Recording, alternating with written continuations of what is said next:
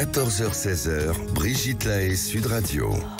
Les amours, les désamours, c'est quand même quelque chose qui compte dans la vie. On pourrait en parler pendant des heures. Et aujourd'hui, on vous aide à mieux comprendre justement comment s'installe l'amour, le désamour. Et nous sommes avec Sophie Cadalen qui va nous donner la réponse à sa devinette. De quoi manquent les femmes qui veulent l'égalité avec les hommes? De pouvoir, d'ambition. D'ambition. Eh oui, eh oui, eh oui. Ben oui, parce que pour accéder au pouvoir, voilà. Si vous voulez. Mais c'est vrai. Je crois sincèrement qu'aujourd'hui, une femme peut tout à fait avoir un poste aussi important qu'un homme, mais souvent, on n'y croit pas. Bien sûr qu'il y a des obstacles. Je ne suis pas en train de nier la réalité, mais je crois franchement que on le voit d'ailleurs de plus en plus. Il y a des tas de femmes qui sont extraordinaires. Alors, Floriane est avec nous maintenant. Bonjour Floriane. Bonjour Brigitte, bonjour Sophie. Bonjour. Alors, vous êtes restée en couple pendant 13 ans. Ben oui, tout à fait. Ça a été une longue partie. Voilà, bon, il y a eu quand même 3 enfants, donc ça rend ça, je peux dire que ça a été une belle réussite. Après, c'est vrai que le désamour s'est malheureusement installé petit à petit. Ça arrive pas d'un coup tout seul. C'est comme des petits grains de sable qui se saupoudrent petit à petit. Et je pense que si déjà la base n'est pas solide, ou si on va dire les deux personnes ne sont déjà pas au diapason suffisamment dès le départ, ces petits grains de sable malheureusement mènent au désamour. Mais il y a quand même un point de non-rupture en fait, parce que il y a plein de signes qui nous alertent quand même avant d'en arriver au moment où on dit de toute façon on sait que c'est foutu et on attend juste en gros le courage de l'annoncer, de faire ce pas ou d'attendre que l'autre le fasse. Mais avant ça, il y a quand même beaucoup de signes. Et c'est vrai que moi c'est sur ces signes-là, à l'époque j'étais trop jeune bien sûr pour analyser. Et c'est un peu dommage, et même si finalement je pense que les bases n'étaient pas les bonnes. En même temps, vous de toute façon vous restez un couple de parents et oui. C'est peut-être encore plus difficile quand on est couple de parents de voir le couple d'amants sombrer. Oui, c'est la famille qu'on détruit aussi. C'est pas juste, c'est pas juste un amour. Et puis ça reste un pilier qui nous réunit, le fait d'être parents. Quoi qu'on dise.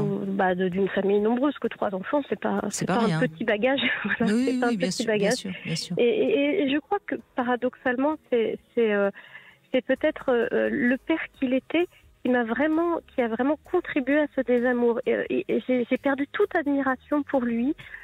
Quand il n'a pas été à la hauteur de ce que moi j'espérais. On a vécu un drame qui a concerné notre fille, donc quelque chose de terrible à vivre. Et là, j'ai trouvé qu'il avait été abominablement lâche. Alors avec le recul, j'ai plus de compassion. Je me dis qu'il n'a pas pu faire autrement, que sa propre histoire l'empêchait de réagir, etc., etc. Mais sur le moment, oui. Mais voyez, on en arrive à ce que je disais en début d'émission. Là, il y a une forte déception. Et c'est souvent le premier grand grain de sable dans le désamour. C'est une déception qu'on attend tellement autre chose de l'autre à ce moment-là qu'on ne dépasse pas la déception. Il y a de ça, et puis l'autre qui refuse aussi les demandes d'aide, parce que après ce drame-là, moi j'étais consciente qu'on avait besoin d'être accompagnés et en tant que famille, mais aussi en tant que couple, parce que ça avait généré forcément énormément de disputes et de tensions, j'en étais consciente.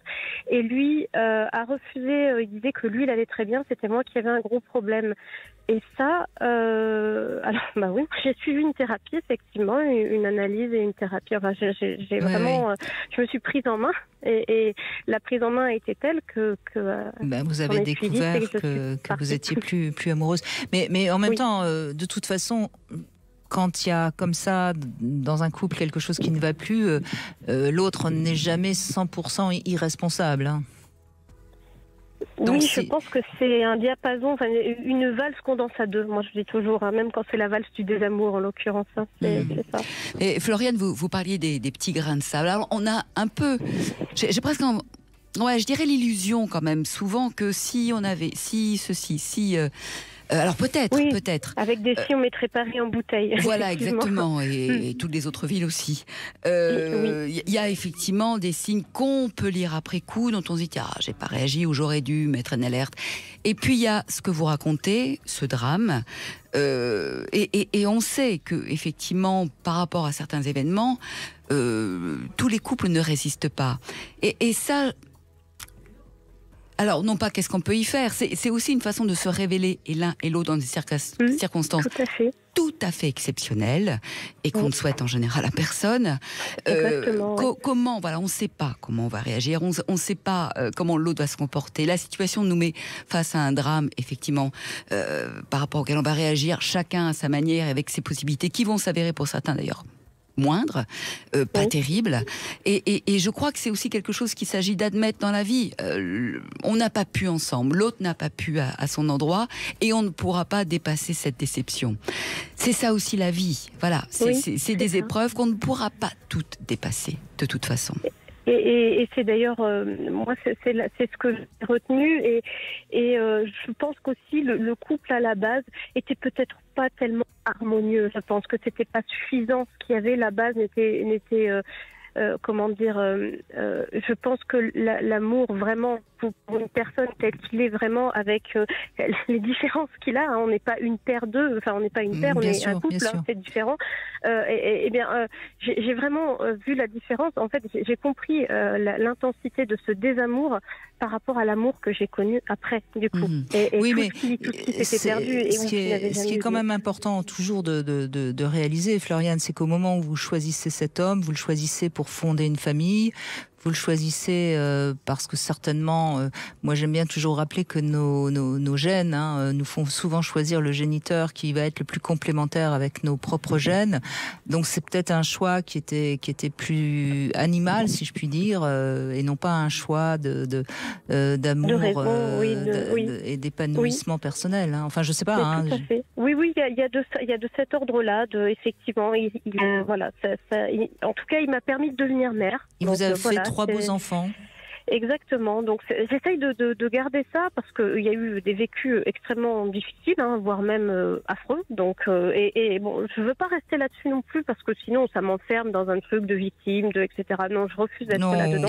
On vous sent pas comme ça. Quelles sont les relations maintenant entre vous d'ailleurs ? Alors ça a été extrêmement compliqué. La séparation, il y a eu de sa part une volonté de me retenir jusqu'à essayer de retourner ma famille contre moi. Enfin, ça a été assez loin. Il a fallu, moi, pour que je puisse vraiment me recentrer, me réenraciner quelque part, que je m'éloigne aussi physiquement, hein, parce que il y avait une forme quand même d'emprise aussi. Enfin, c'était un petit peu compliqué. Donc, mais j'ai pris le taureau par les cornes. Aujourd'hui, c'est un petit peu apaisé, mais ça a mis. Mais est-ce que c'est, enfin, comme ça, à vous écouter, j'ai l'impression que c'est peut-être un homme un peu fragile et que finalement vous étiez quand même son pilier. Oui. Oui, mais je pense qu'en fait, je lui ai fait revivre la perte de sa mère qu'il avait eue et de son père peu de temps avant notre rencontre. Et moi, j'étais venue finalement à ce moment-là, j'ai 18-20 ans, toute joyeuse, toute pétillante, etc. Donc, vous étiez sa joie de vivre. Oui, mais le triangle aussi, bourreau, sauveur, etc. On est tombé dedans. Bon, ça, j'ai bien analysé et aujourd'hui, j'essaye surtout de ne pas retomber dans ces travers-là aujourd'hui. Donc c'est vraiment ça qui est important, c'est les leçons que j'ai pu en tirer aussi. Oui, mais à ce moment-là, vous aviez peut-être aussi envie d'être sauveur ou en tout cas d'un homme comme ça pour quelque part vous épanouir dans votre rôle de mère. Enfin bon, vous savez, je crois que ça a quand même duré 13 ans et puis je pense que ça parle toujours aussi de nous, nos choix amoureux, quoi qu'il en soit, même si ça ne nous a pas totalement satisfait sur le long cours. Hein. Oui, c'est vrai. C'était une période de ma vie. Ça correspondait à la jeune fille que j'étais, qui est plus la même que la femme aujourd'hui. Donc, c'est effectivement... Est-ce que, Sophie Cadalen, en règle générale, hein, parce que c'est évidemment toujours compliqué de donner des règles générales, mais bon, est-ce que on a tendance à choisir le même modèle d'homme ou de femme tout au long de notre vie, ou est-ce que ça a plutôt tendance à beaucoup évoluer? Qu'est-ce que vous diriez?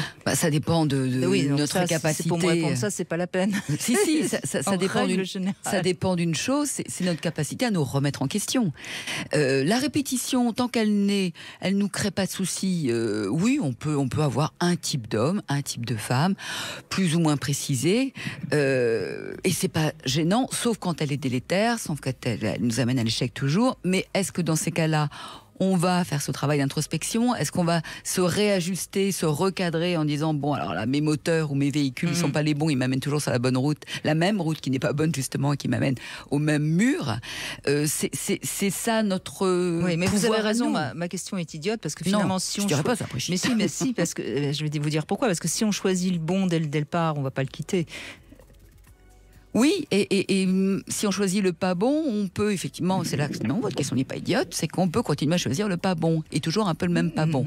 Mais notre capacité, voilà, à comprendre ce qui se joue, parce que c'est ce que vous disiez aussi, nos choix sont jamais innocents, ils sont jamais par hasard. Il y a toujours quelque chose qu'on va régler avec l'autre, sauf que c'est pas toujours les bonnes choses. Et si on les remet pas à plat à un moment donné, on continuera. Évidemment. Bon, et alors aujourd'hui, Floriane, vous êtes en amour ? Oui, en grand amour même. Je suis une grande amoureuse et le départ a été très différent. On pourrait croire que c'est un choix raisonné parce que finalement on a les mêmes convictions de choix de vie, même spirituelles, etc. Il y a quand même une vraie harmonie. On est très différents sur beaucoup de choses et complémentaires surtout. Il est différent de mon ex-mari. C'est pas du tout les mêmes. Ça a rien à voir.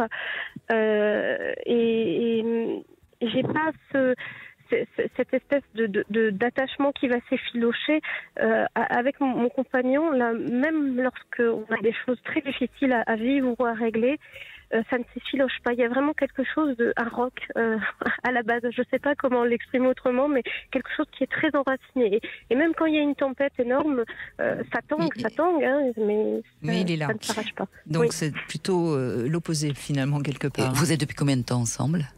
Ça va faire 4 ans là. Donc ça fait déjà une belle partie de route. C'est déjà une relation. Merci beaucoup Floriane en tout cas de cet échange. Merci à vous. Alors tous les vendredis on décode un rêve, Sophie Cadalen. Alors vous êtes psychanalyste, donc je suppose que les rêves n'ont plus de secret pour vous. Eh bien c'est Élodie qu'on va retrouver dans un instant.